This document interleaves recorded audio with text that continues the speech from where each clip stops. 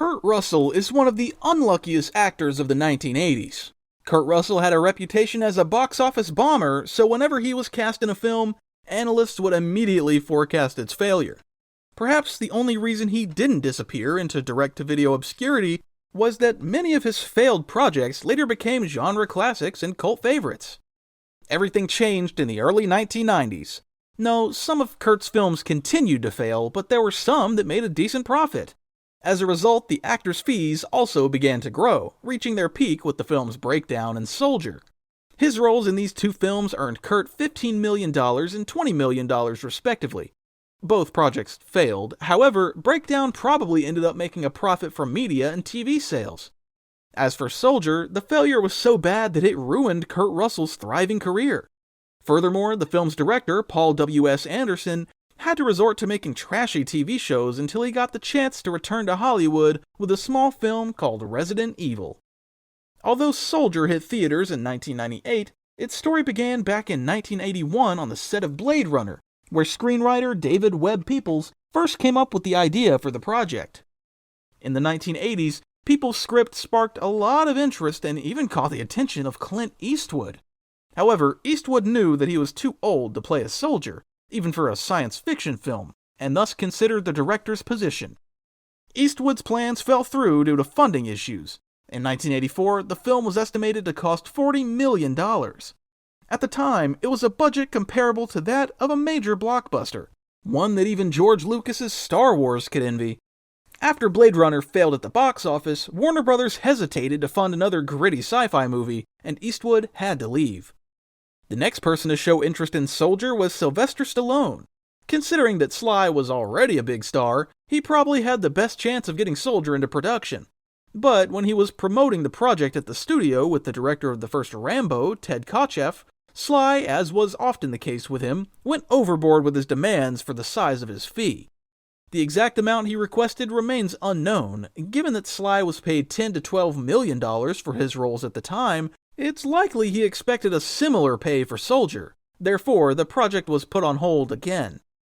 Warner resumed work on it in the early 1990s, this time with Keanu Reeves set to play the lead.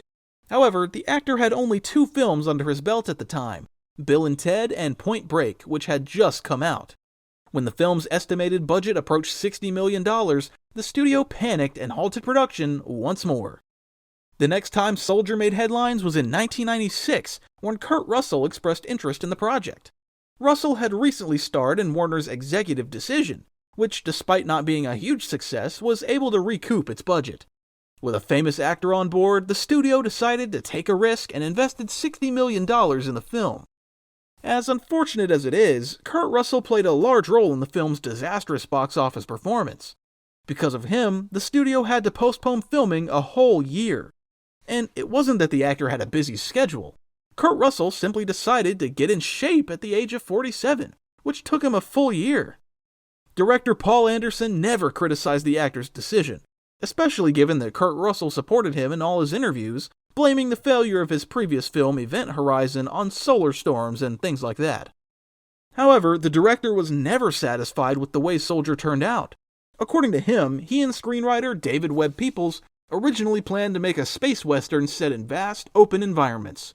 But filming had to be delayed until Russell could bulk up.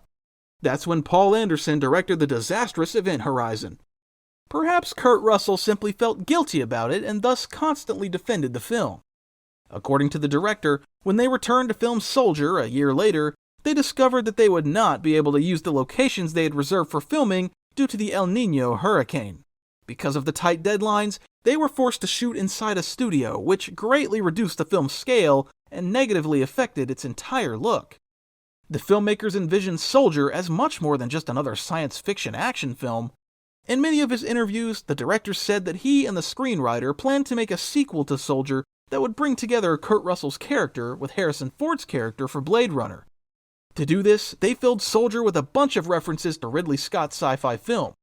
For example, in the wreckage on the junk planet where Kurt Russell's character ends up, there can be seen a spinner from Blade Runner. In addition, the service record of Kurt Russell's character, Sergeant Todd, includes the battles of Tannhauser Gate and Shoulder of Orion. Rutger Hauer mentions these battles to Harrison Ford in one of the scenes from Blade Runner. Although it isn't directly mentioned in Soldier, the filmmakers claim that the genetically engineered soldiers who replaced Todd and the other obsolete soldiers are in fact replicants. This moment is even referenced in the additional materials for Blade Runner 2049. The Warner Bros. Short film 2036 Nexus Dawn, which was released prior to Blade Runner 2049, implies that Nexus 9 replicants were created in 2035. That is the same year when Kurt Russell's squad gets replaced with more advanced fighters in Soldier. Now, it is difficult to imagine Soldier and Blade Runner together. However, if Soldier had been shot in an open space instead of small studio sets, the results could have been very different. Although in that case, Blade Runner 2049 wouldn't exist at all. Anyway, Paul Anderson's film received harsh criticism after test screenings. Viewers claimed that the film looked fake and dated. To save the situation, the studio cut Soldier by 30 minutes and released the resulting 1.5-hour film in theaters. It's important to keep in mind that the movie wasn't complete when it was screened for test audiences, and because Soldier made extensive use of green screen, the audience got the impression that the entire film was shot in just 3 rooms. It's not just Soldier, but all movies that use a lot of green screen face this problem. Unfortunately, there's currently nothing that can be done about it. In short, had the movie been filmed in an open space as was originally intended, the audience might have perceived it differently. Although people are usually warned before test screenings to ignore some nuances, it is obvious that their impressions from raw and finished material will be different.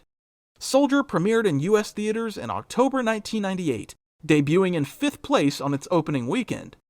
In total, the movie earned a pitiful $14 million at the American box office. To avoid losing even more money, the studio chose not to release the film worldwide. Instead, it was released directly to video in most countries. As a result, Soldier's total box office earnings were less than Kurt Russell's salary for his role. After such a devastating failure, Kurt Russell took a 3-year break from filming. He came back in 2001 with 3,000 Miles to Graceland. The movie also failed, and Russell lost his superstar status. Thanks for watching. Subscribe and stay tuned.